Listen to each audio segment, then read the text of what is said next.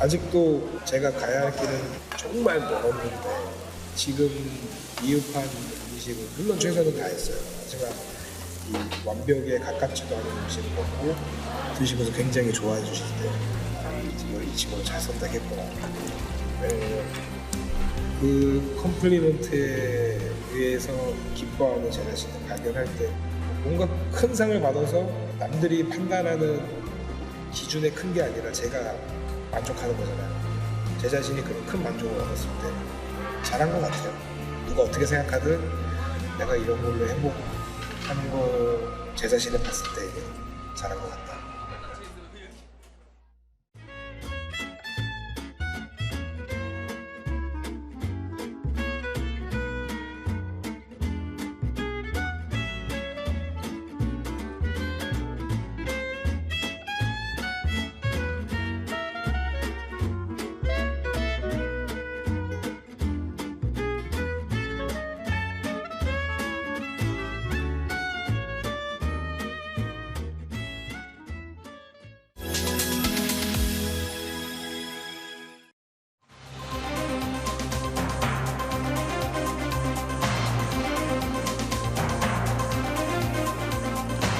امریکی دبیجن او دکارن بی ماسک دمالان دا لحف بجون و کریستیانین عراقی هیوی هیا سردانا پاپ فرانسیس آشتی بینا عراقی قالو خانمین کرد لروجا جیهانیا جنان چی هیوی هیا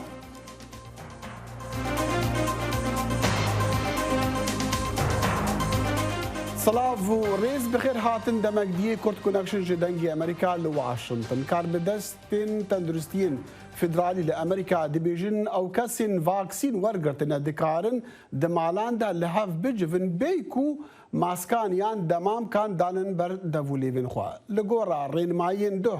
ین ناوند کنترولو ریگرتنی لنخوشیان او کسین واکسین ورگرتی دکارن سردانا کسو کارین خوا بکن کو راستی خطر فيروسا كورونا دبن يعني جمعان قال كبلن دا وكا بابير و دا بيرين خويان جي بابير و دا بير دكارن سردانا نفين خوا بكن رنماي نافن دي لوي دا مينا كوبتر خلق كي فاكسين ورقرتنا و بهيفيا هندنا سردانا كسوكارن خوا بكن كو قالك جوانا صالكا خوشتفين خوا نديتنا هر کس جی سردانا پاپ فرانسیس مزنا اولدار کریستیانان جبو عراقی کیف خوش بو و هر کس باور دکا کو سردانک سرکتی بو پیامی وی آشتی و پیگوژیانا ملتان اول و آینان بو لعراقی و لجیهانی جی پیگهاتن عراقی بکریستیانان را کیف خوش بون یان جی گجبین بون زده باریوی جی شارزا دبیجن بگلک پیوانان سردان گرنگ بو بتایبتی جی لخوناغا پشتی داعشه راپورتا رباز مجید جی سلیمانیه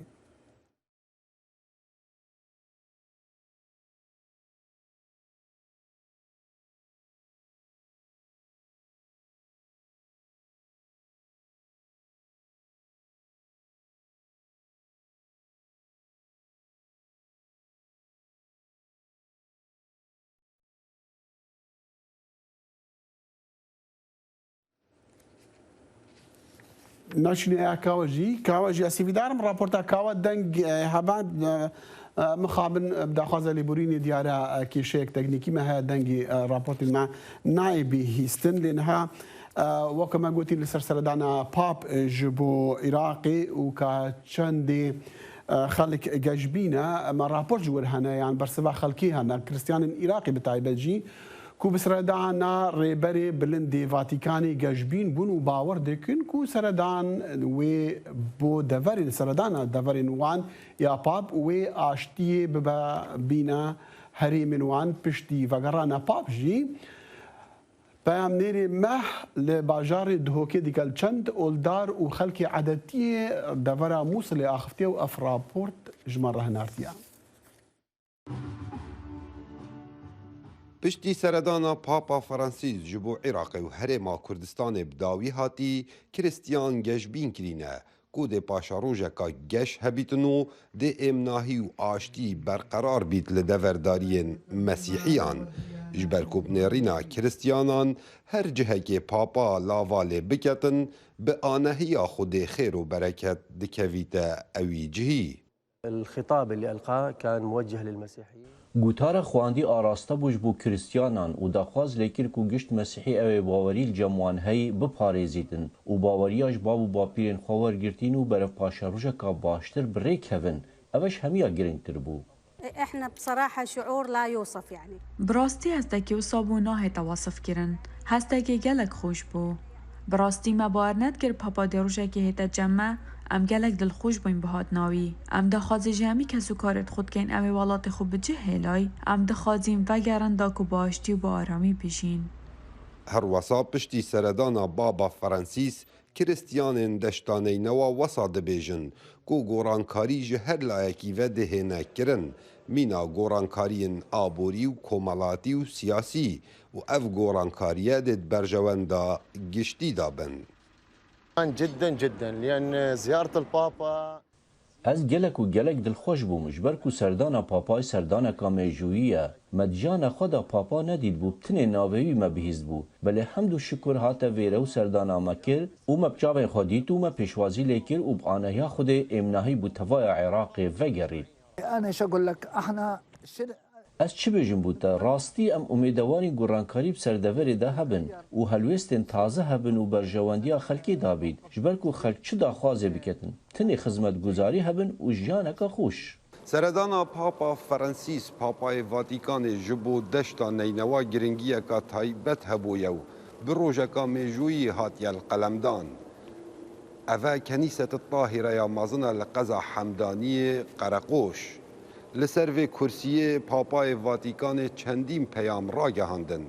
مینا گیان لیبورین لجم مسیحیان هبیتن و آشتی و آرامی برقرار بیتن لدوره هر وسا پیامان لهمیان گرنگتر او بو که هبونا مسیحیان لتوای عراق بردوام بیتن و کوچگر ناوان بهت راوستاندن. کاوه عمردنگ امریکا دشتا نینوا جه خریستیانین عراق را پیامین پاپ فرانسیس هیویا مان و بردوامیا وان بو لسر عرض وان عرض باپورین بابو باپیرین وان لیگلو وان چندی هیوی هیا پیام اولداری واتیکانی ببا راستیا سر عرض بمرا خانم وحيدة ياقو عندما بريا برلماني كرد هريما كردستان العراقي بسكايب جزا خوي وحيدة خانم اسباس جبو دمتا جبرتشي هركز دبيجا وهركز دبينا كو سردان بي تي في بو و سركتي بو جي بشتي بداوي هاتي بله پیشی سپاسات کن بو دیفچونا و سردانا یا پیروز بو عراق و هریم کردستان بتایبت بجم سردانا پاپای اوشمی جف خلکی ما خلکی کردستانی یان فکرات العراق و کردستانی اللي هیویان او بیکو سردانا که جبرینو که بیتا کرن بو عراق و کردستانی سردانوی گلکی پیروز بی و گلکی گرینگ بی بو موکو کریستیان العراق و هریم کردستانی چکو سردانا که سر آستا بلند بو گلک روی پروتوکولی و ریکخستن و گلکی باش بو پیشوازی که گرم لیها تکرن هیویاما او سردانا امیده که باش بو مواکو کریستیان و بو نتویدی و آینی دیجی اکید دی تأثیر خو کارتگری که باش دل سروانجی هبت سردانا که میجویه بو عراقی و بو هریم کردستان و کجاره ایکی و چندین ساله عملی هیویا به سردانی بی نوکه ها تبجه اینان شکر بخوده. بله. وحيدة خانم هر کس دبیجا کو سردان سرکتی بو هر کسی جی هیوی هیا پیامن پاپ جی وکومت دیت یوم بیسی لهر جاکی پیامن آشتی بو پیگوژیانی بو وگراندنا خلکی بو تناهی بو لعراق بتایبه جید بو همو قالن عراق بتایبه جی بو کریستیانان يعني کریستیانان هیوی هیا او پیام ببر راستی لسر عرده هیویا معوا ببتا چکو اوه فرصتك بو تایبت بو حکمت فدرال عراقی فرصتك بوانكو اف مصالح الشخصية يعني بهلن قوي خو بدنا خلكي خلكي عراقي وان تندو تيجيا وان كشتن وان اف تشكي بأساي العراقية هي جهبه لنشكو أبا دعوة قداسة باباي بيبو حكمة فيدرال من الهرم كردستاني بيجو ما تشب جومانينا السر وان ما تشاريشني نواكو بيكهاتت كريستيان وبيكهاتت ديجي جبر هند هيفيا ما أوش حكمة فيدرال چهار سریه که بوان آریشا بکت هیویا ما او سیاست یعنی کب جهبه سیاست کانی برانبر خلقی خوب بکن برانبر خلقی عراقی بکرن تایبت بو پیکاتا چه مسیحی بن چه ایزیدی بن چه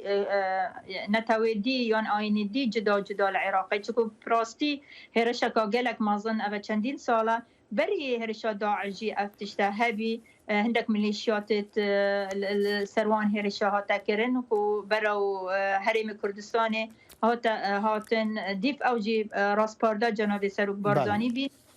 بله پشتی داعش هرشا داعش خرابتر لهاتو کو تایبت دشتینینا و شنگار و دوردی سرپیک هاتت غیر اسلام يعني چه مسيحي بچه زیدی بن براسي هرشكا قالك تنبي وقالك ضرر الوان ما حميها هذا واحدة خانم چارە سەری ئەو چارە سەریات بەحەز دەکیت بۆ کێشەین کریستیانە ئێزدیا پێکهاتێن دی عێراقی وێ چاوا بە بچ ڕەنگی بە کوتو ڕاستیژی گوتناخۆ ئاراستەی حکومەتە فیدرالی عێراقی دکی چرا سری وکی موجود اف سیاست نوکا بجهبلن نهلن اف منیشیات نوکل شكل دستيوان نواسايل دستيوان يهي تشكو دولتك قال كير العراقي هي ادبيجم هيزوان زيدترش هيزو حكمة عراقي أبل لازم چرا سر بتكرن جناب قداسة باباي اف يوم دا حكمة عراقي كو اف چكا بدنگ بكن اف هرشال سر وان بكاتا حمي ببنا براي لبردن هبت آشتي هبت بك جيانكا باش هبت اف فرصة ابو حكمة فيدرال ادبيجم يعني طابق هابت ملعبة حكمة عراقي بتايبت لا يعني سياسي ابيت حكميت كن العراقي تشكو تأثيرها كمظنش لا يعني سياسي ابيت الويري ادبيجم فرصتك الدستيون اگر نه دی عراق برو آینده که ندیار دیبت گل هندجی پیاماوی بو جینوسايدت برايت ميت ازيديو اوجي گلکی گرنگ بي ان شاء الله دي شيت المحفل الدولي دي شيت جرسري يون دفاع برگري الوان بيتا كرينيكو ببتا جينوسايد وخلقي برايت باشا او پیامی پاپ داي هيفي وباوريه والجوان خلقا درست بکەی پەیدا بکە کوڤەگەر نەبوو نمونە سەرجین خوا براستی بجمەتە ئیرادەکە سیاسی هەبێت یان دەفان هەبێت بەلکی بەس ئەزنوکە بێباوەری دەف خەلکیمەیە چێبیک و ئەف حکومەتانوکە یا زەعیفە دەولەتەک دیل ناف عێراقیە هەی پێسترە ئەف ملیشیاتێت بچەک پێسترنش دەولەتێ از مباوره هكر أبا بمينت نشين شجارة سري بكنو دي خرابتر العراقي وخلقي ما دي برو عندك نديار دي بت أدبجم لازم حكمة عراقيان حكمة فيدرال محاولة بكت يعني بحمي على اف باوري بيدا بكت بو خلقي ما دا بشن بزبرن سر قندو مالت خودا بشن بجين وقبري بيك وكو برا البيك با تشل دشتانينا وبتشل شنغاري بتشل دفردي جدر في هرم كردستاني بت دابشين بجين بلي هكر بي يعني شوي بت حكمتانو كم من باورنينكو تشتكي بتكرنيان تشارة سرية يان جهورينا كي بتكرن الجل بيك هاتت أبيت العراقيين تشكو براستي أو باورينا ما وكو بيك هاتا وك آيني جدا جدا واحدة خانم تو بحثي قالك ميليشيات هذيك شما او ميليشيات كونها لسر عردينا طيب بيجي ام دي بيجي دشتانينا خطر لسر بيك هاتان كريستيانا ازديا شبكه او ملاتين دين وهرمي يعني وانا دي باريزن براستي ما ترسيا قالك ما ظني هي تشكو پیاموان بردوام نقبول کردن بو اکودو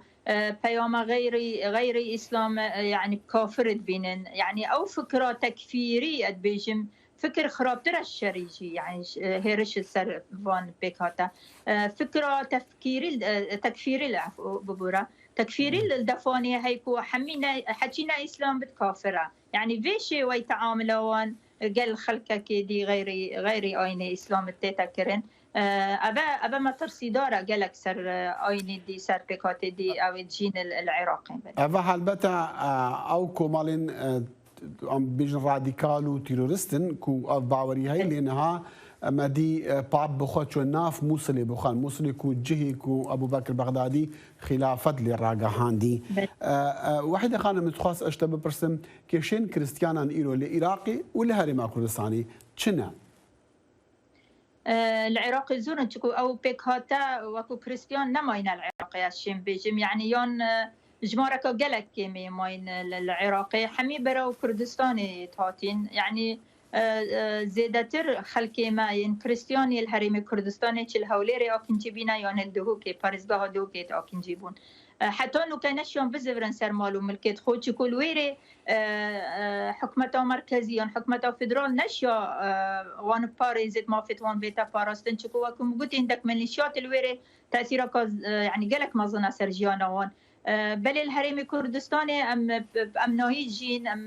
بكبجيانا كزيده يعني نشنو كجي بري سردانا قدسة بابا الفيري ما تشي اوريشانين الهرم كردستاني جبر هند امد بين حميت مون الهرم كردستاني تشكو حكمته هرم كردستاني تو بس رو برزاني جي او پیاما بردوام کو هاریکاریا وان پیک هاتا یان مافتوانی تاتی پاراستن کس نشید اف بجد اف چه آینه یان پسیاره که شما بیتا کرن کاتو چه آینه یا چه فرق جدایی نمایه الهرم بله واحدة خانم يعني من بيستيا العراقي يا دبرت باريزگاهت جدربي هرميان العراقي بس ام دي بهيسن كريستيان قاصد هندي ديكن كو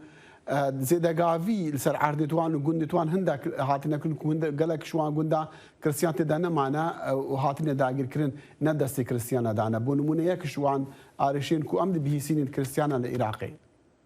هاتا چندي افراستا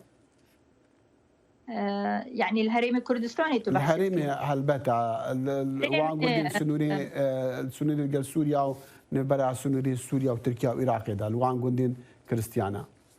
قندت كريستيانا سر سنورا او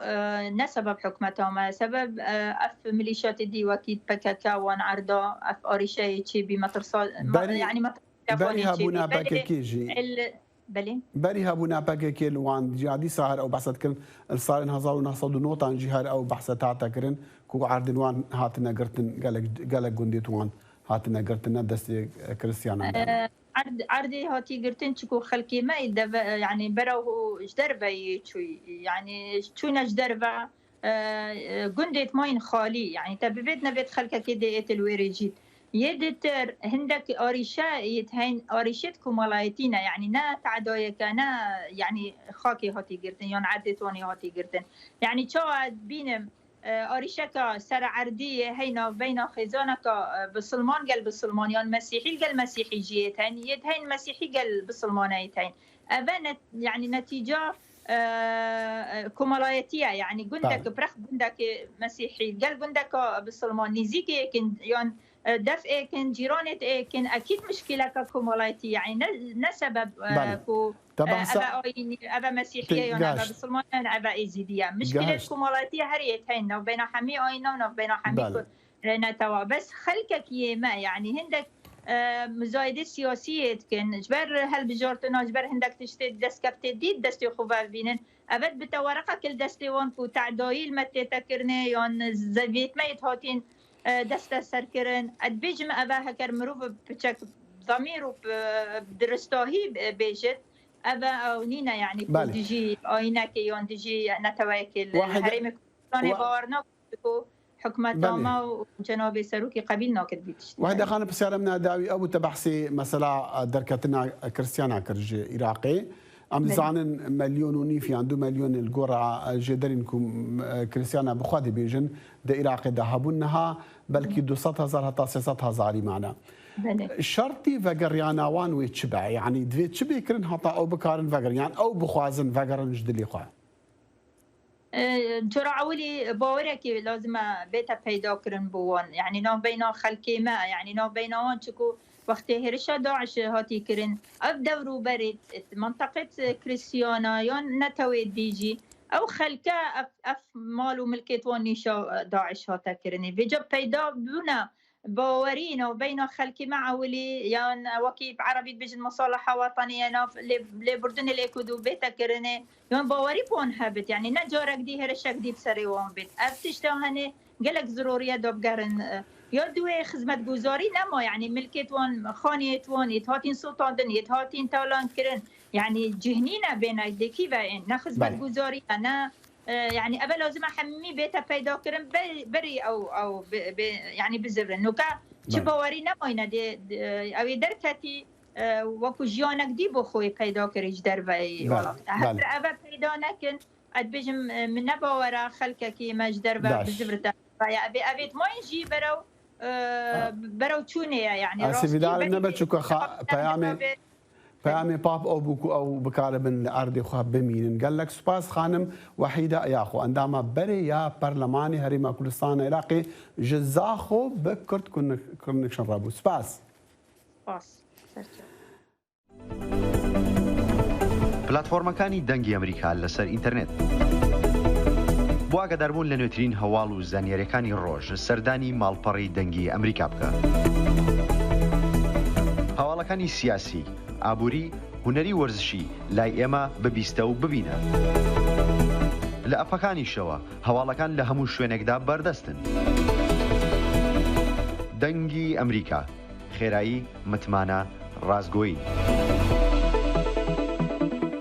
الروجا جیهانیا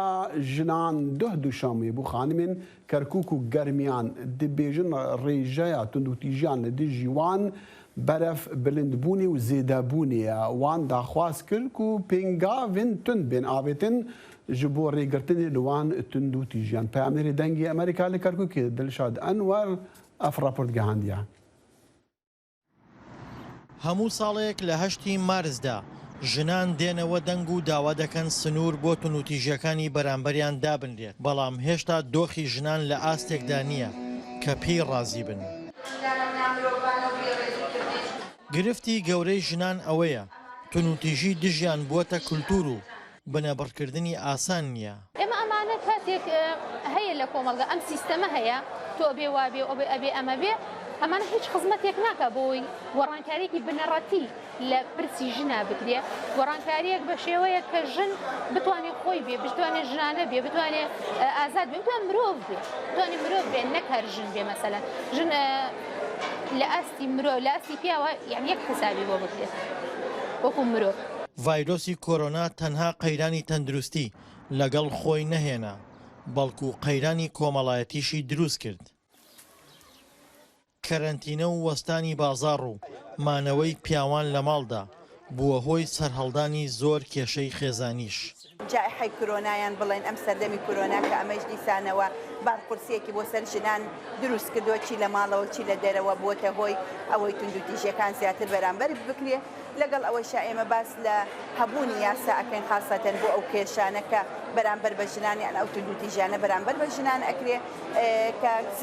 بکەرەکانی بە سزای خۆیان ناگەین ئەمانە هۆکارێکی ترین کە توندوتیژی زیاتر بێت لەناو کۆمەڵگاکەی خۆمانە. ڕێژەی توندوتیژی بەرامبەر بە ژنان و گرفتە کۆمەڵایەتیەکان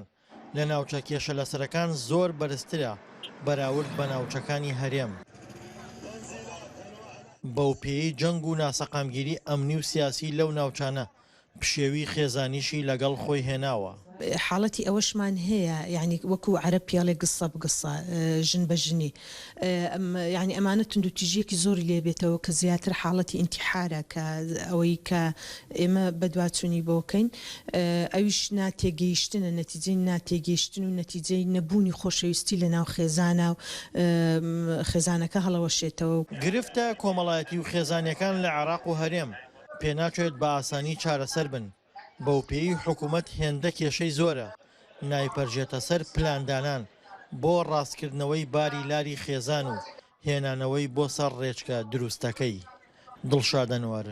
دەنگی ئەمریکا، کەرکووک. و li gorî rêxistiya sexlemiya cîhanê 52 sedê ji jinên Efxanistanê rastî tund û tîjiyên navmalan dibin. Di vê raportê de em ê çîroka xanimeke Efxanî bi we re hevpar bikin ku malxweyê wê ziyan gihandiya ser û çavên wê lê ew li jiyanek baştir tim digerê û berrevaniyê jî ji mafên xaniman dike. هەر لە 15 ساڵیەوە شەکیلە زەڕین لە وڵاتی خۆی ئەفغانستان هاوسەرگیری کرد. لە 16 ساڵی هاوسەرەکەی تەقی لە دەموچاوی کرد و ژیانی خستە مەترسیەوە.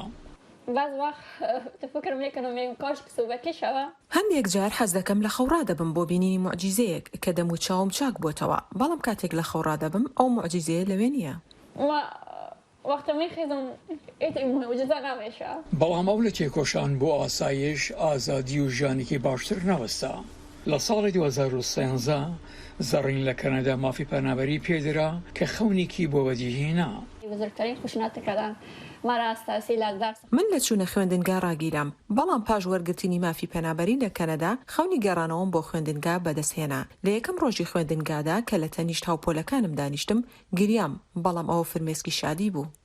سەرۆکوەزیری کەنەدا جەستن ترۆدۆ چاوی بە زەڕین کەوت و بەڵێنیدا بە هەموو شێوەیەک پشتگیری لێ بکات. جگە لە زۆر شت گەورەترین چاکەی حکوومەتی کەنەدا بۆ من چارەسەر بۆ دەموچاوم دابین دەکات. تا ئێستا پشتگیری 15 نەشتەرگەریان کردووە. زەڕین دەڵی سەرڕای کردەوە دەڕەندەکانی هاوسەرەکەی دەنگی لە ئەفغانستان زۆر گرنگ نەبوو. ئێستا ئەو لە ڕێگای قسەکردن بەگشتی بۆ هەزاران دەنگی نەبیسترا و تێدەکۆشیێت. ئێمە هەندێک پشتگیریمان بۆ کرد کە چۆن ئامادەکاری بکات، چالاکی و وتەکانی پێشکەش بکات، وەلە وارەدا زۆر چالاک بووە. ئەو زۆر بەنەترسانە چیرۆکی خۆی دەگێڕێتەوە، نەک هەر لە کەنەدا، بەڵکو لە هەموو وڵاتاندا لە سەرانسەری جیهان و باسی تونند و تیژی دژبەژنان دەکات و ئەو کاریگەریەی لەسەر ژیانی خۆیدا هەبووە. زەڕین پاڵپشتی ئەو گروپانە هەیە کە هەروەها دژی تونند و تیژی خێزانی تێدەکۆشن. لێرە لە کەنەدا من قسەکەرێکی گشتیم داوای دادپەروەری دەکەم بۆ ئەو ژنانەی کە ڕۆبەڕووی تونند و تیژی دەبنەوە و چیرۆکی پڕ لە ئازاری ژیان و ژیانی ژنانی تری ئەفغانی کە وەک من ئازاریان چشتووە بۆ هەموو جیهان دەگێڕمەوە. زەڕین دەڵێت پێوەستە کۆمەڵگاکان یەک بگرن بۆ بەرەنگاربوونەوەی ئەم کێشە جیهانیە. شەکیلا ناتوانێت بە تەنها جیهان بگۆڕێت. هەموو ئەو ژنانەی کە ڕۆبەڕووی تونند و تیژی دەبنەوە دەبێت پێکەوە کۆ ببنەوە. ئێمە نابێت بگرین و لە ماڵەکانی خۆمان بمێنینەوە، چونکە کێشەکانمان چارەسەر ناکات. لەبری ئەوە دەبێت یەک دەست بین دژ بەو کەسانەی لە تونند و تیژی دژبەژناندا دەستیان هەیە. و سەرۆکی ئەمریکی جۆ بایدن سۆزا خوا نو دکە ji بۆ نەهێلانا بێڕێزی و تەنگافکردنên seksî di nav hêzên leşkerê Emerîkî de. Biden got ew reftar nekêmtire ji gefan li ser ewlehiya niştimaniya Emerîka. Biden duh duşanbê li roja nêfneteweya jinan li koşka spî axirt li demê du xanimên efserên paya bilind ڕۆدباوان بلند کریژ بووە کە قۆماندارن چارن ئەستێرا وی گوت ئەڤە دێ تەڤگەرە ئامادەکاریên ڕێڤەبەریا وی